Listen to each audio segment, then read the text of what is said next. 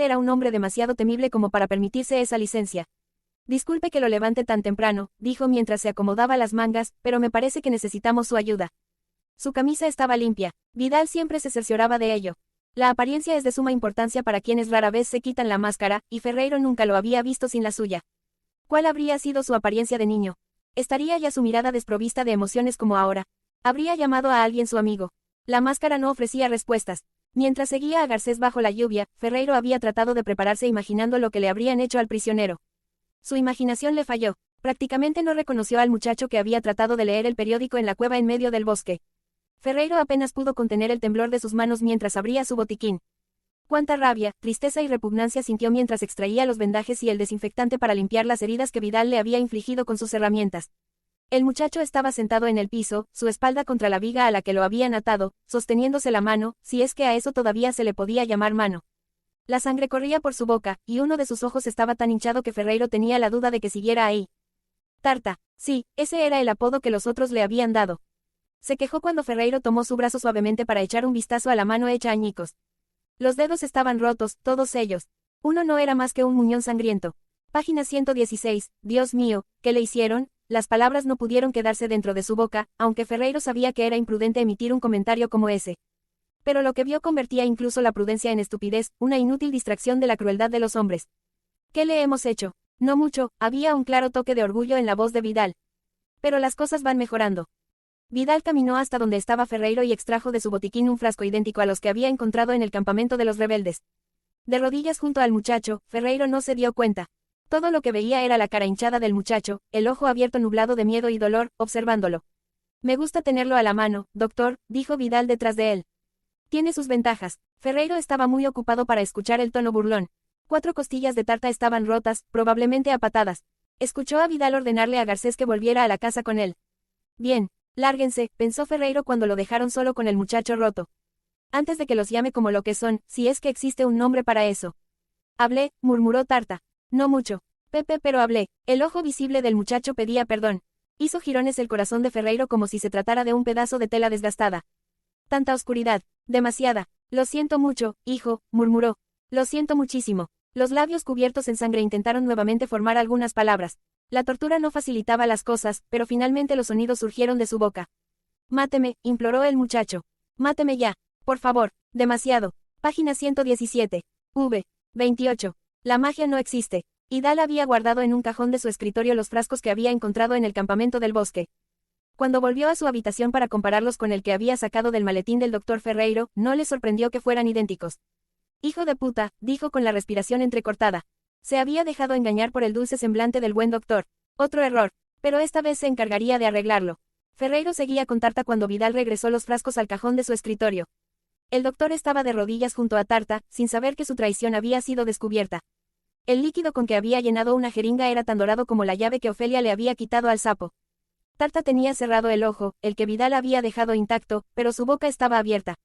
Cada respiro era un acto de valor, pues implicaba mucho dolor, y cuando Ferreiro dudó en introducir la jeringa, Tarta lo tomó del brazo con su mano buena para cerciorarse de que la aguja penetrara su piel. Levantó la cabeza para echar un último vistazo, el agradecimiento silencioso de un muchacho cuya vida había sido maldecida por una lengua que no le obedecía y que, al final, lo hizo traicionar a los únicos amigos que tuvo en la vida. Verás, esto te quitará el dolor. Hablarle al muchacho como si se tratara de un paciente cualquiera le daba cierta paz a Ferreiro. Los ojos de Tarta estaban cerrados de nuevo y la sangre le goteaba del cabello negro sobre el rostro. Sí, ya casi se acaba, dijo el doctor suavemente. Se lo dijo a sí mismo. La muerte ya había cubierto los hombros de Tarta con su capa de misericordia. Vidal no comprendía a los hombres como Ferreiro. No le cabía la menor duda de que un hombre que ayudaba a los rebeldes mataría también a su hijo no nacido. Ofelia estaba debajo de la cama de su madre revisando la mandrágora cuando Vidal subió corriendo las escaleras para cerciorarse de que su hijo siguiera con vida. Sus pasos apresurados llenaron el molino con el eco de su miedo, pero Ofelia no lo. Página 118 escuchaba. Estaba demasiado preocupada por la mandrágora. La raíz ya no se movía a pesar de que le había puesto leche fresca y agregado unas gotas de sangre. ¿Estás enferma? Se inclinó sobre el cuenco cuando de pronto sintió que alguien la tomaba de las piernas. Guantes. El lobo la jaló con brusquedad de los tobillos y Ofelia, impotente, se sintió arrastrada de debajo de la cama. ¿Qué hacías allí abajo? Tiró de ella y la sacudió con tanta violencia que Ofelia pudo saborear el odio como un brebaje venenoso en su boca. Desde luego, encontró el cuenco. Olió la leche agria, que le provocó arcadas de asco. ¿Qué diablos es esto? Ofelia solo sacudió la cabeza.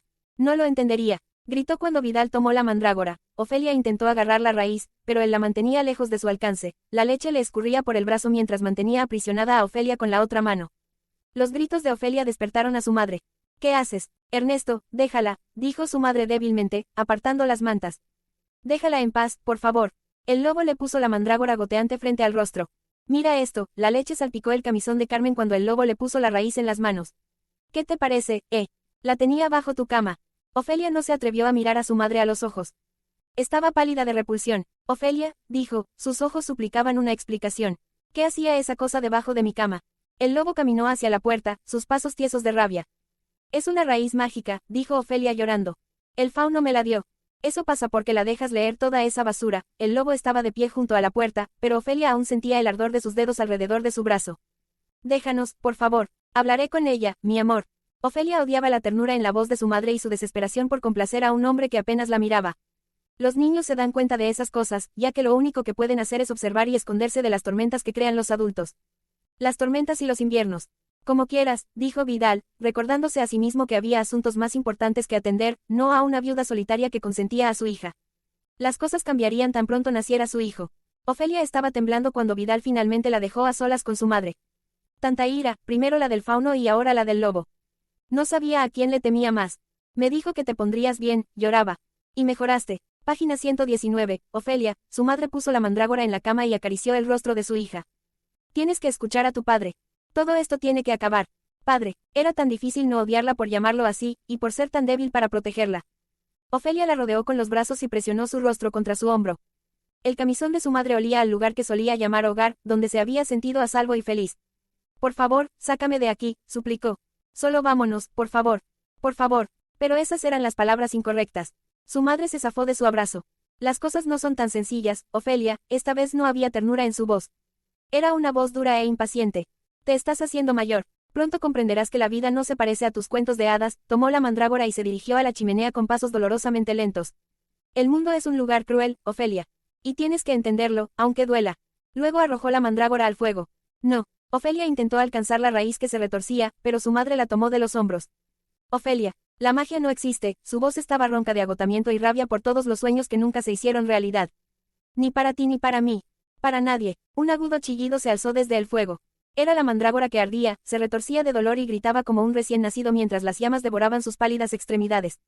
Carmen volteó hacia el fuego y, por un momento, Ofelia habría jurado que su madre presenciaba la magia ante sus ojos, que escuchaba los gritos, que veía la raíz retorcerse. Pero de pronto perdió el aliento y se agarró del estribo de la cama. Sus piernas se vencieron y cayó al suelo, con los ojos como platos de pánico e incredulidad, mientras la mandrágora seguía chillando entre las llamas. Sangre. La sangre brotaba de entre las piernas de Carmen y manchaba su piel, su camisón, el suelo. Mamá. Ofelia se arrodilló a su lado. Auxilio, gritó. Auxilio. Abajo, en la cocina, las criadas dejaron sus cuchillos. Todas estaban preocupadas por la madre de Ofelia y su hijo no nacido.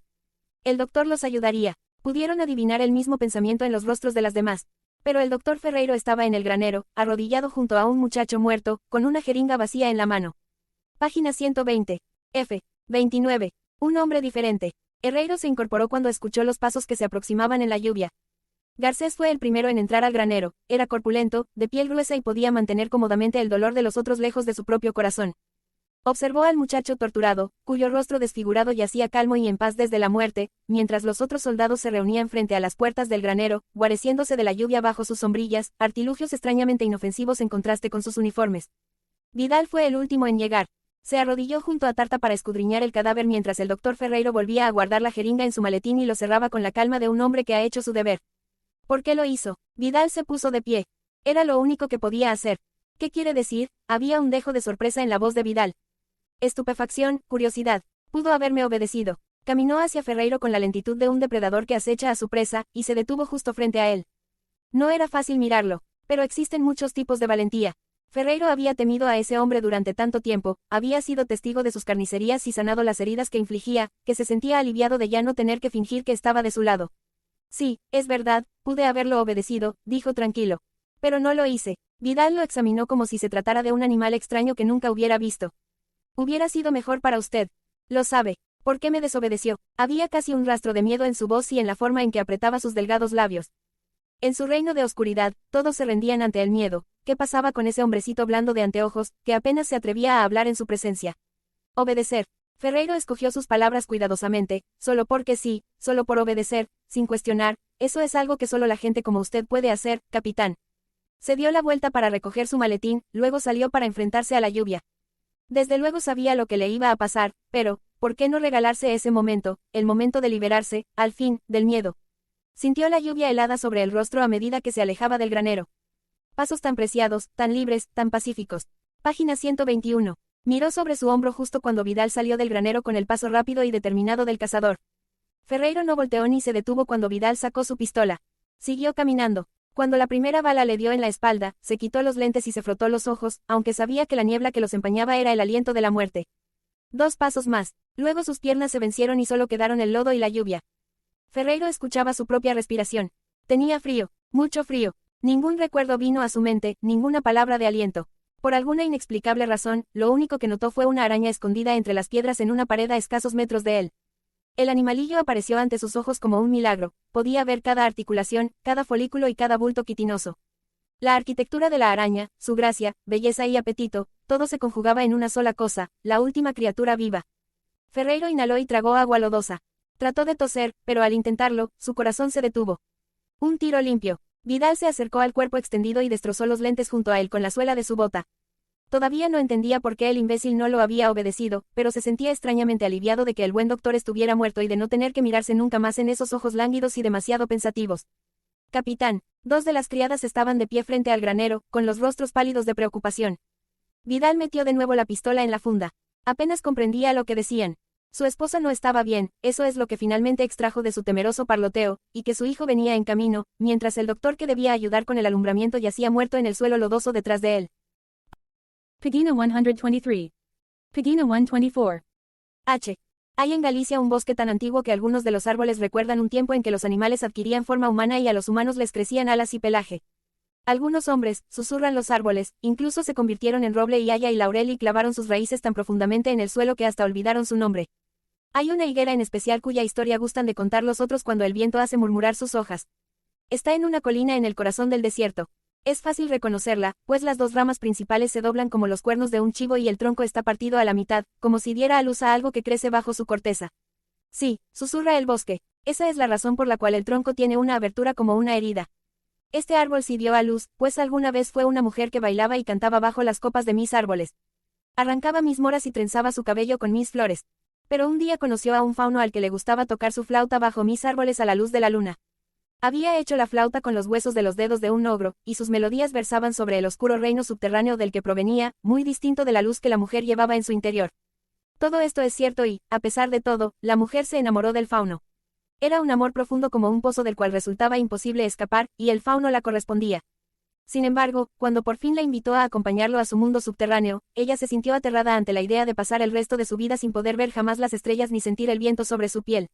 Así que decidió quedarse y verlo partir. No obstante, el amor que sentía la invadió de una añoranza tal que de sus pies brotaron raíces para seguir a su amado hasta el subsuelo, mientras que sus brazos trataban de alcanzar el cielo y las estrellas que prefirió en vez de él. ¡Ay, qué congoja sintió!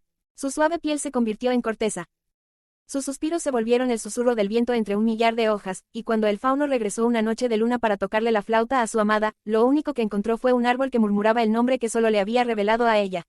El fauno se sentó entre las raíces del árbol y sintió el rocío de sus propias lágrimas sobre el rostro. Las ramas bajo las cuales se encontraba le ofrecían flores, pero su amada ya no podía abrazarlo ni besar sus labios.